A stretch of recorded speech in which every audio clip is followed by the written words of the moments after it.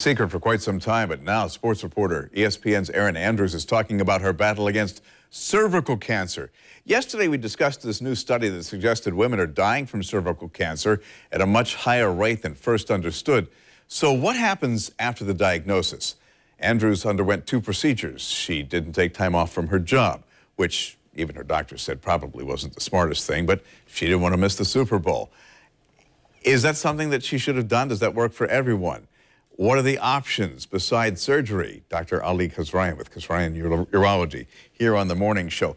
So based on how you treat it, I guess it has to do with how far along it is and the extent of the cancer? As with most cancers that we find, and you know, one of the essence of screening for any kind of cancer is to try to catch cancer as early as possible, where our treatment options not only seem to be most successful, but also can be as minimally invasive as possible. So sometimes with cervical cancer, where the hallmark of therapy is the hysterectomy, which basically you're removing the uterus completely and doing a lymph node dissection in certain cases, depending on the extent of the cancer and things of that nature. And one thing to keep in mind is a lot of times we separate the cervix and the uterus. They're both part of the same organ. The uterus, essentially the cervix is the lower part of the uterus. So when you remove everything, it's the uterine body and the cervix. However, if you catch something early enough, if it's microscopic, if in the cone procedure, the conization, where you kind of do a cone-shaped excisional biopsy of the tumor, if you can get wide margins where their surgical margins are negative, where you don't have an extensive amount of cancer, potentially you can think about less invasive measures where you can preserve fertility and a variety of different options such as that. Which means that somebody, after they get a cancer diagnosis, really has to sit down and have a pretty detailed discussion with their doctor. That is the key for any kind of cancer. One, you know, the power of a second opinion. With this, you want to make sure that you're dealing with a gynecological oncologist. These are basically gynecologists who've done extra training, specifically dealing with the cancers of the gynecological organs and the female organs.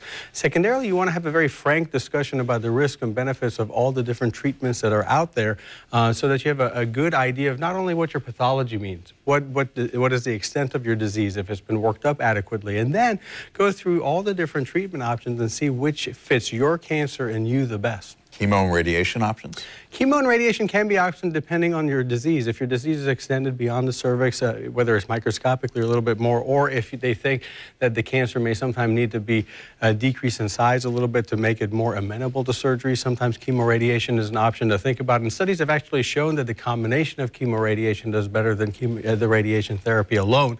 And then 3 big studies have proven that from that standpoint. However, as a standard of care for organ-confined early disease, surgical management seems to be the staple and the standard of care. However, if it's caught early enough, we can begin to push the envelope of doing less invasive things, if appropriate in select cases. And I want to circle back to something that we talked about yesterday. There are preventative measures that people can take. Absolutely. You know, this is one of those cancers where early screening is incredibly important in decreasing the risk of catching precancerous cell. And if you do that, you can potentially eliminate cervical cancer. So screening is incredibly important. And still, we find about 1/3 of women aren't getting screening for a variety of reasons. Access to care and things of that are one factor. So if you don't have those issues, make sure that you follow the appropriate screening guidelines.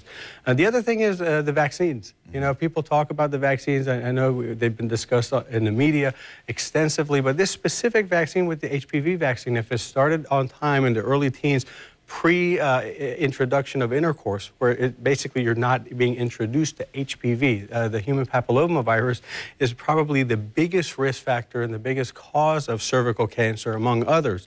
And so if we can decrease the possibility of contracting HPV, you can potentially eliminate the possibility of getting cervical cancer, which unfortunately still is a fatal disease. So if you are proactive, you may not have to be reactive. For the latest health news, go to newsforjax.com.